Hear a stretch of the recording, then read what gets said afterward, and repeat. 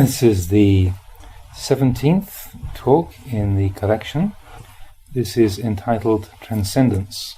And this was originally published in the book Food for the Heart. That's the original small one printed in Thailand rather than the large book printed by Wisdom Publications. So Food for the Heart.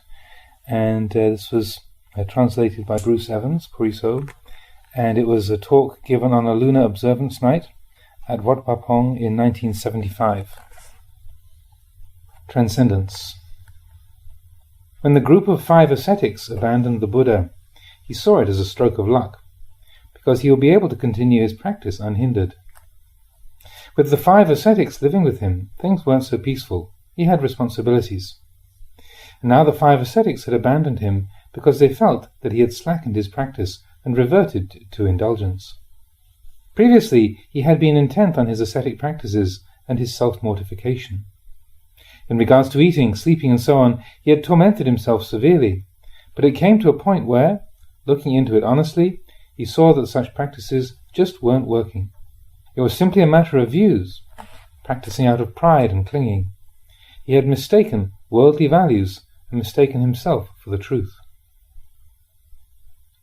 For example, if one decides to throw oneself into ascetic practices with the intention of gaining praise, this kind of practice is all world-inspired, practicing for adulation and fame. Practicing with this kind of intention is called mistaking worldly ways for truth. Another way to practice is to mistake one's own views for truth. You only believe in yourself, in your own practice. No matter what others say, you stick to your own preferences. You don't carefully consider the practice. This is called mistaking oneself for truth.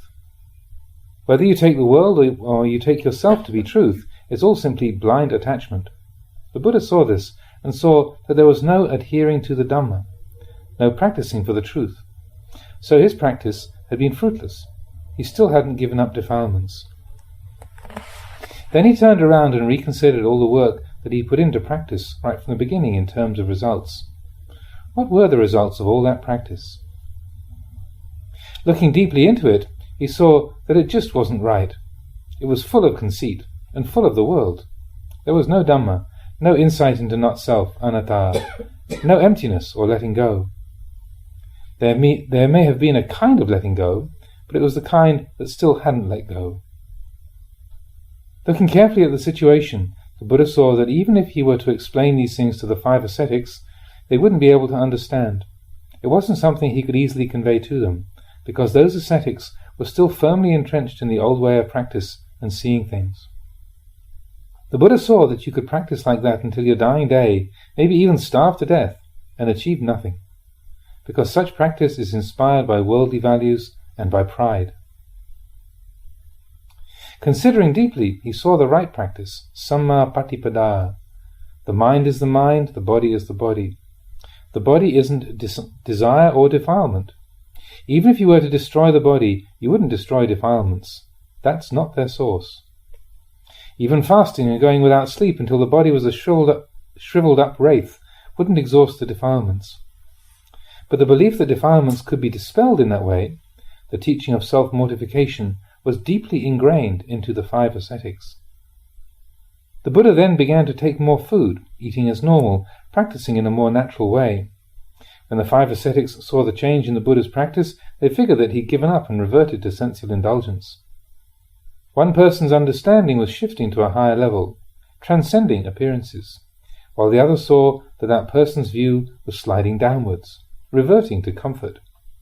Self-mortification was deeply ingrained into the minds of the 5 ascetics because the Buddha had previously taught and practiced like that. Now he saw the fault in it. By seeing the fault in it clearly, he was able to let go. When the 5 ascetics saw the Buddha doing this, they left him, feeling that because he was practicing wrongly, they would no longer follow him. Just as birds abandon a tree which no longer offers sufficient shade, or fish leave a pool of water that's too small, too dirty, or not cool, just so did the 5 ascetics abandon the Buddha. So now the Buddha concentrated on contemplating the Dhamma. He ate more comfortably and lived more naturally. He let the mind be simply the mind, the body simply the body. He didn't force his practice in excess, just enough to loosen the grip of greed, aversion, and delusion. Previously, he had walked the two extremes, kama sukhalikanu yogo. If happiness or love arose, he would be aroused and attached to them. He would identify with them and he wouldn't let go. If he encountered pleasantness, he would stick to that. If he encountered suffering, he would stick to that. These two extremes he called kama sukhalikanu yogo and atakila matanu yogo. The Buddha had been stuck on conditions. He saw clearly that these two ways are not the ways for a samana. Clinging to happiness, clinging to suffering. A samana is not like this. To cling to those things is not the way. Clinging to those things, he was stuck in the views of the world and the self. If he were to flounder in these two ways, he would never become one who clearly knew the world. He would be constantly running from one extreme to the other. Now the Buddha fixed his attention on the mind itself and concerned himself with training that. All facets of nature proceed according to their supporting conditions. They aren't any problem in themselves. For instance, illnesses in the body. The body experiences pain, sickness, fever and colds and so on. These all naturally occur. Actually, people worry about their bodies too much. They worry about and cling to their bodies so much because of wrong view. They can't let go. Look at this hall here. We build the hall and we say it's ours. But lizards come and live here. Rats and geckos come and live here. And we're always driving them away because we see that the hall belongs to us, not the rats and lizards. It's the same with illnesses in the body. We take this body to be our home, something that really belongs to us. If we happen to get a headache or a stomachache, we get upset. We don't want the pain and suffering. These legs are our legs. We don't want them to hurt. These arms are our arms. We don't want anything to go wrong with them. We've got to cure all pains and illnesses at all costs. This is where we are fooled and stray from the truth. We are simply visitors to this body. Just like this hall here, it's not really ours. We are simply temporary tenants, like the rats, lizards and geckos. But we don't know this. The body is the same. Actually, the Buddha taught that there is no abiding self within this body, but we go and grasp onto it as being ourself, as really being us and them. When the body changes, we don't want it to do so. No matter how much we are told, we don't understand. If I say it straight, you get even more fooled. This isn't yourself, I say, and you go even more astray. You get even more confused, and your practice just reinforces the self. So most people don't really see the self. One who sees the self is one who sees that this is neither the self nor belonging to self. He sees the self as it is in nature. Seeing the self through the power of clinging is not real seeing. Clinging interferes with the whole business. Not easy to realize this body as it is because upadana clings fast to it all. Therefore it's said that we must investigate to clearly know with wisdom. This means to investigate the sankhara according to their true nature. Use wisdom. Knowing the true nature of sankhara is wisdom. If you don't know the true nature of sankhara, you are at odds with them, always resisting them. Now, it's better to let go of the sankhara than to try to oppose or resist them. And yet, we plead with them to comply with our wishes. We look for all sorts of means to organize them or make a deal with them. If the body gets sick and is in pain, we don't want it to be, so we look for various suttas to chant, such as Bhojango or the Dhammacakkappavattana Sutta, the Anattalakkana Sutta, and so on. We don't want the body to be in pain. We want to protect it, control it. These suttas become some form of mystical ceremony, getting us even more entangled in clinging. This is because they chant them in order to ward off illness, to prolong life, and so on. Actually, the Buddha gave us these teachings in order to see clearly, but we end up chanting them to increase our delusion. Rupang anicchang, Vedana anicca, Sanya anicca, Sankhara anicca, Viññāṇaṃ aniccaṃ. The body is impermanent, feelings impermanent, perception is impermanent, mental formations are impermanent, consciousness is impermanent. We don't chant these words for increasing our delusion. They're recollections to help us know the truth of the body, so that we can let it go and give up our longing. This is called chanting to cut things down, but we tend to chant in order to extend them all. Or if we feel they're too long, we try chanting to shorten them, to force nature to conform to our wishes. It's all delusion. All the people sitting here in the hall are deluded, every one of them. The ones chanting are deluded, the ones listening are deluded. They're all deluded. All they can think is, how can we avoid suffering? When are they ever going to practice? Whenever illnesses arise, those who know see nothing strange about it. Getting born into this world entails experiencing illness.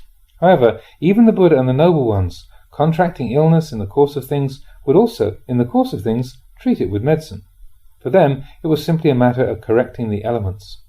They didn't blindly cling to the body or grasp at mystic ceremonies and such. They treated illnesses with right view. They didn't treat them with delusion. If it heals, it heals. If it doesn't, then it doesn't. That's how they saw things. They say that nowadays Buddhism in Thailand is thriving, but it looks to me like it's sunk as far as it can go. The Dhamma halls are full of attentive ears, but they're attending wrongly. Even the senior members of the community are like this, so everybody just leads each other into more delusion. One who sees this will know that the true practice is almost opposite from where most people are going. The two sides can barely understand each other. How are those people going to transcend suffering? They have chants for realizing the truth, but they turn around and use them to increase their delusion. They turn their backs on the right path. One goes eastward, the other goes west. How are they ever going to meet? They're not even close to each other.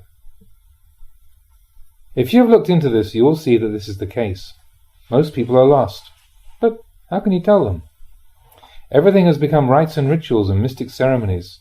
They chant, but they chant with foolishness. They don't chant with wisdom. They study, but they study with foolishness, not with wisdom.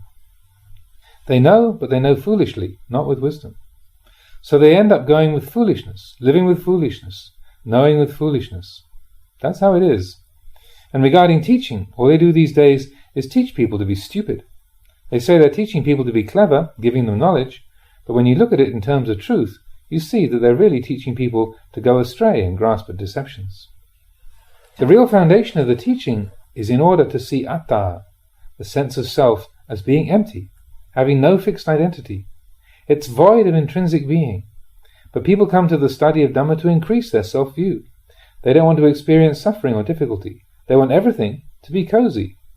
They may want to transcend suffering, but if there's still a self, how can they ever do so? Suppose we came to possess a very expensive object. The minute that that thing comes into our possession, our mind changes. Now, where can I keep it? If I leave it there, somebody might steal it. We worry ourselves into a state, trying to find a place to keep it.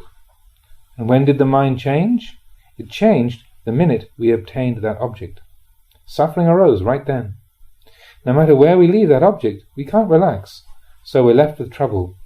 Whether sitting, walking, or lying down, we're lost in worry. This is suffering. And when did it arise? It arose as soon as we understood that we had obtained something. That's where the suffering lies. Before we had that object, there was no suffering. It hadn't yet arisen, because there wasn't yet an object for us to cling to. Atta, the self, is the same. If we think in terms of myself, then everything around us becomes mine. Confusion follows. Why so? The cause of it all is that there is a self. We don't peel off the apparent in order to see the transcendent. You see, the self is only an appearance. You have to peel away the appearances in order to see the heart of the matter, which is transcendence. Upturn the apparent to find the transcendent. You could compare it to unthreshed rice. Can unthreshed rice be eaten? Sure it can, but you must thresh it first. Get rid of the husks, and you will find the grain inside. Now if we don't thresh the husks, we won't find the grain. Like a dog sleeping on the pile of unthreshed grain, its stomach is rumbling, yawk, yawk, yawk. But all it can do is lie there thinking, where can I get something to eat? When it's hungry, it bounds off the pile of rice grain and runs off looking for scraps of food. Even though it's sleeping right on top of a pile of food, it knows nothing of it. Why? It can't see the rice. Dogs can't eat unthreshed rice. The food is there, but the dog can't eat it. We may have learning, but if we don't practice accordingly, we still don't really know. We are just as oblivious as the dog sleeping on the pile of rice grain. It's sleeping on a pile of food, but it knows nothing of it. When it gets hungry, it's got to jump off and go trotting around elsewhere for food. It's a shame, isn't it? There is rice grain, but what's hiding it? The husk hides the grain, so the dog can't eat it. And there is the transcendent. What hides it? The apparent conceals the transcendent, making people simply sit on top of the pile of rice, unable to eat it, unable to practice, unable to see the transcendent, and so they simply get stuck in appearances time and time again. If you're stuck in appearances, suffering is in store. You'll be beset by becoming, birth, old age, sickness and death. So, there isn't anything else blocking people off. They're blocked right here. People who study the Dhamma without penetrating to its true meaning are just like the dog on the pile of unthreshed rice who doesn't know the rice. He might even starve and still find nothing to eat. A dog can't eat unthreshed rice. It doesn't even know there's food there. After a long time without food, it may even die, on top of that pile of rice. People are like this. No matter how much we study the Dhamma of the Buddha, we won't see it if we don't practice. If we don't see it, then we don't know it. Don't go thinking that by learning a lot and knowing a lot, you'll know the Buddha Dhamma. That's like saying you've seen everything there is to see just because you've got eyes, or that you've got ears. You may see, but you don't see fully. You see only with the outer eye, not with the inner eye. You hear with the outer ear, not with the inner ear. If you upturn the apparent and reveal the transcendent, you will reach the truth and see clearly. You will uproot the apparent and uproot clinging. But this is just like some sort of sweet fruit. Even though the fruit is sweet, we must rely on contact with and experience of that fruit before we will know what the taste is like. Know that fruit. Now that fruit, even though no one tastes it, is sweet all the same, but nobody knows it. The Dhamma of the Buddha is like this. Even though it's the truth, it isn't true for those who don't really know it. No matter how excellent or fine it may be, it's worthless to them. So, why do people grab after suffering? Who in this world wants to inflict suffering on themselves? No one, of course. Nobody wants suffering, and yet people keep creating the causes of suffering, just as if they were wandering around looking for suffering. Within their hearts, people are looking for happiness. They don't want suffering. Then why is it that this mind of ours creates so much suffering? Just seeing this much is enough. We don't like suffering, and yet why do we create suffering for ourselves? It's easy to see, but it can only be because we don't know suffering. We don't know the end of suffering. That's why people behave in the way they do. How could they not suffer when they continue to behave in this way? These people have micchaditthi, wrong view, but they don't see that it is micchaditthi. Whatever we say, believe in or do which results in suffering, it's all wrong view. If it wasn't wrong view, it wouldn't result in suffering. We couldn't cling to suffering, or to happiness, or to any condition at all. We would leave things be in their natural way, like a flowing stream of water. We don't have to dam it up, we should just let it flow along its natural course. The flow of Dhamma is like this, but the flow of the ignorant mind tries to resist Dhamma in the form of wrong view. Suffering is there because of wrong view. This people don't see. This is worth looking into. Whenever we have wrong view, we will experience suffering. If we don't experience in the present, it will manifest later on. People go astray right here. What is blocking them off? The apparent blocks off the transcendent, preventing people from seeing things clearly. People study, they learn, they practice, but they practice with ignorance, just like a person who's lost his bearings. He walks to the west, but thinks he's walking east, or walks to the north, thinking he's walking south. This is how far people have gone astray. This kind of practice is really only the dregs of practice. In fact, it's a disaster. It's a disaster because they turn around and go in the opposite direction. They fall from the objective of true Dhamma practice. Actually, this is a pun that Ajahn Chah was very fond of using. So the word for practice is patibat, and the word for disaster is vibat.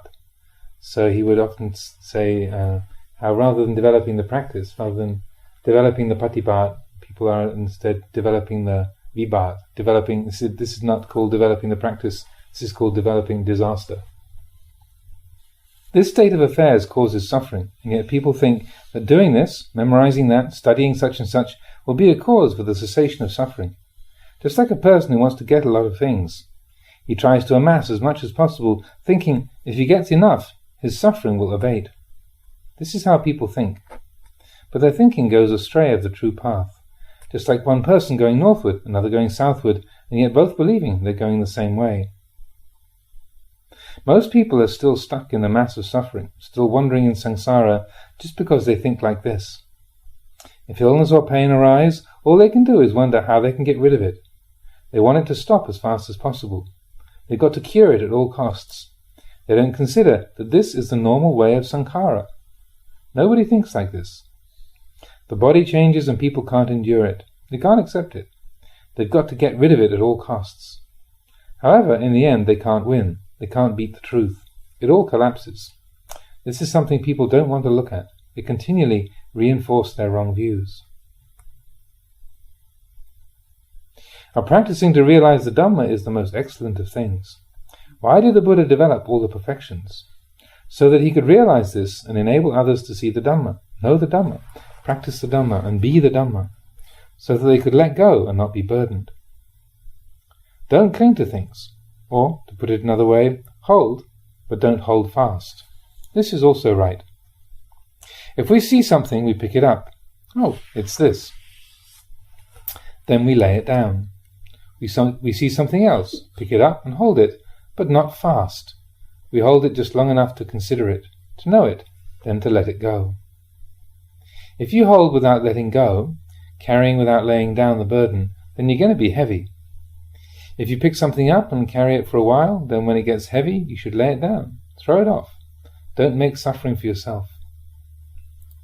This we should know as the cause of suffering.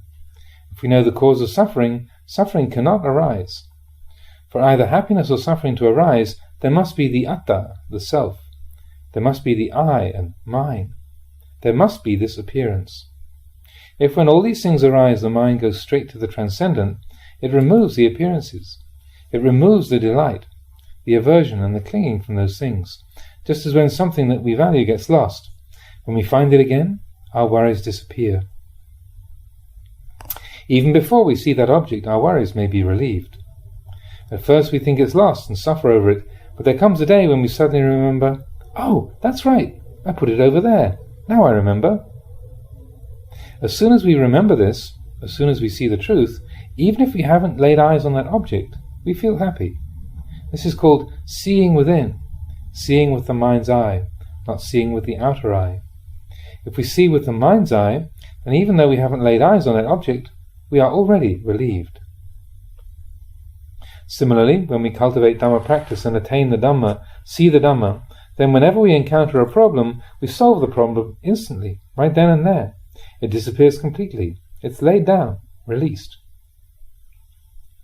The Buddha wanted us to contact the Dhamma, but people only contact the words, the books and the scriptures, about Dhamma, not contacting the actual Dhamma as taught by our great teacher. How can people say they are practicing well and properly? They are a long way off. The Buddha was known as Lokaviddu, having clearly realized the world. Right now we see the world all right, but not clearly. The more we know, the darker the world becomes, because our knowledge is murky. It's not clear knowledge. It's faulty. This is called knowing through darkness, lacking in light and radiance. People are only stuck here, but it's no trifling matter. It's important. Most people want goodness and happiness, but they just don't know what the causes for that goodness and happiness are. Whatever it may be, if we haven't yet seen the harm of it, we can't give it up. No matter how bad it may be, we still can't give it up if we haven't truly seen the harm of it. However, if we really see the harm of something beyond a doubt, then we can let it go. As soon as we see the harm of something and the benefit of giving it up, there's an immediate change. Why is it we are still unattained, still cannot let go? It's because we still don't see the harm clearly. Our knowledge is faulty, it's dark. That's why we can't let go. If we knew clearly like the Lord Buddha or the Arahant disciples, we would surely let go. Our problems would dissolve completely, with no difficulty at all. When your ears hear sound, let them do their job. When your eyes perform their function with forms, let them do so. When your nose works with smells, let it do its job. When your body experiences sensations, then it performs its natural functions. Where will problems arise? There are no problems. In the same way, all those things which belong to the apparent, leave them with the apparent, and acknowledge that which is the transcendent. Simply be the one who knows, knowing without fixation, knowing and letting things be in their natural way. All things are just as they are. All our belongings, does anybody really own them? Does our father own them, or our mother, or our relatives?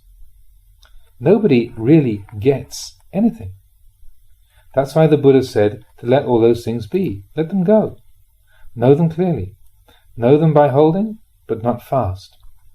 Use things in a way that is beneficial, not in a harmful way, by holding fast to them until suffering arises. To know Dhamma is to know in such a way as to transcend suffering. This sort of knowledge is important. Knowing about how to make things, to use tools, knowing all the various sciences of the world and so on, they all have their place, but they are not the supreme knowledge. The Dhamma must be known as I have explained it here. You don't have to know a whole lot. Just this much is enough for the Dhamma practitioner, to know and then let go. It's not that you have to die before you can transcend suffering, you know. You transcend suffering in this very life because you know how to solve problems. You know the apparent. You know the transcendent. Do it in this lifetime, while you're here practicing. You won't find it anywhere else. Don't cling to things. Hold, but don't cling. You may wonder, why does the Ajahn keep saying this? How could I teach otherwise? How could I say otherwise, when the truth is just as I've said it? Even though it's the truth, don't hold fast even to that. If you cling to it blindly, it becomes a falsehood. Like a dog, if you grab its leg, if you don't let go, the dog will spin around and bite you. Just try it out. All animals behave like this. If you don't let go, it's got no choice but to bite. The apparent is the same. We live in accordance with conventions. They are here for our convenience in this life, but they're not things to be clung to so hard that they cause suffering. Just let things pass. Whenever we feel that we are definitely right, so much so that we refuse to open up to anything or anybody else, right there, we are wrong. It becomes wrong view. When suffering arises, where does it arise from? The cause is wrong view, the fruit of that being suffering. If it was right view, it wouldn't cause suffering. So I say, allow space, don't cling to things. Right is just another supposition, just let it pass. Wrong is another apparent condition, just let it be that. If you feel that you are right, and yet others contend the issue, don't argue, just let it go. As soon as you know, let go. This is the straight way. Usually it's not like this. People don't often give in to each other. That's why some people, even Dhamma practitioners who still don't know themselves, may say things that are utter foolishness and yet think they're being wise. They may say something that's so stupid that others can't even bear to listen, and yet they think they're being cleverer than the others. Other people can't even listen to it, and yet they think they're smart, that they're right. They are simply advertising their own stupidity. That's why the wise say, whatever speech disregards anicca is not the speech of a wise person. It's the speech of a fool. It's deluded speech. It's the speech of one who doesn't know that suffering is going to arise right there. For example, suppose you had decided to go to Bangkok tomorrow and someone were to ask, are you going to Bangkok tomorrow? I hope to go to Bangkok. If there are no obstacles, I'll probably go. This is called speaking with the Dhamma in mind, speaking with anicca in mind, taking into account the truth, the transient, uncertain nature of the world. You don't say, yes, I'm definitely going tomorrow. If it turns out you don't go, what are you going to do? Send news to all the people who you told you were going? You'd just be talking nonsense. There's still much more to the practice of Dhamma. It becomes more and more refined, but if you don't see it, you may think you're speaking right even when you're speaking wrongly and straying from the true nature of things with every word. And yet you may think you're speaking the truth. To put it simply, anything that we say or do that causes suffering to arise should be known as mithya ditthi. It's delusion and foolishness. Most practitioners don't reflect in this way. Whatever they like, they think is right, and they just go on believing themselves. For instance, they may receive some gift or title, be it an object, rank, or even words of praise, and they think it's good. They take it as some sort of permanent condition. So they get puffed up with pride and conceit. They don't consider, who am I? Where is this so-called goodness? Where did it come from? Do others have the same things? The Buddha taught that we should conduct ourselves normally. If we don't dig in, chew over, and look into this point, it means it's still sunk within us. It means these conditions are still buried within our hearts. We're still sunk in wealth, rank, and praise. So we become someone else because of them. We think we're better than before, that we're something special, and so all sorts of confusion arises. Actually, in truth, there isn't anything to human beings. Whatever we may be, it's only in the realm of appearances. If we take away the apparent and see the transcendent, we see that there isn't anything there. There are simply the universal characteristics: birth in the beginning, change in the middle, and cessation in the end. This is all there is. If we see that all things are like this, then no problems arise. If we understand this, we will have contentment and peace. Where trouble arises is when we think like the 5 ascetic disciples of the Buddha. They followed the instruction of their teacher, but when he changed his practice, they couldn't understand what he thought or knew. They decided that the Buddha had given up his practice and reverted to indulgence. If we were in that position, we'd probably think the same thing, and there'd be no way to correct it. We'd be holding on to the old ways, thinking in the lower way, yet believing it's higher. We'd see the Buddha and think he'd given up the practice and reverted to indulgence, just like those 5 ascetics. Consider how many years they had been practicing at that time, and yet they still went astray. They still weren't proficient. So I say to practice and also to look at the results of your practice. Look especially where you refuse to follow, where there is friction. Where there is no friction, there's no problem. Things flow. If there's friction, they don't flow. You set up a self and things become solid, like a mass of clinging. There's no give and take. Most monks and cultivators tend to be like this. However, they've thought in the past, they continue to think. They refuse to change. They don't reflect. They think they are right, so they can't be wrong. But actually, wrongness is buried within rightness. Even though most people don't know that. How is it so? This is right. But if someone else says it's not right, you won't give in. You've got to argue. What is this? Ditthimana. Ditthimana means views. Ditti means views. Mana is the attachment to those views. If we attach even to what is right, refusing to concede to anybody, then it becomes wrong. To cling fast to rightness is simply the arising of self. There is no letting go. This is a point which gives people a lot of trouble, except for those Dhamma practitioners who know that this point, is a very important one. They'll take note of it. If it arises while they're speaking, clinging comes racing onto the scene. Maybe it'll linger for some time, perhaps 1 or 2 days, 3 or 4 months, a year or 2. This is for the slow ones, that is. For the quick, the response is instant. They just let go. Clinging arises and immediately there is letting go. They force the mind to let go right then and there. You must see these 2 functions operating. Here there is clinging. Now, who is the one who resists that clinging? Whenever you experience a mental impression, you should observe these 2 functions operating. There's clinging, and there is one who prohibits the clinging. Now, just watch these 2 things. Maybe you will cling for a long time before you let go. Reflecting and constantly practicing like this, clinging gets lighter. It becomes less and less. Right view increases as wrong view gradually wanes. Clinging decreases. Non-clinging arises. This is the way it is for everybody. That's why I say to consider this point. Learn to solve problems in the present moment. A1.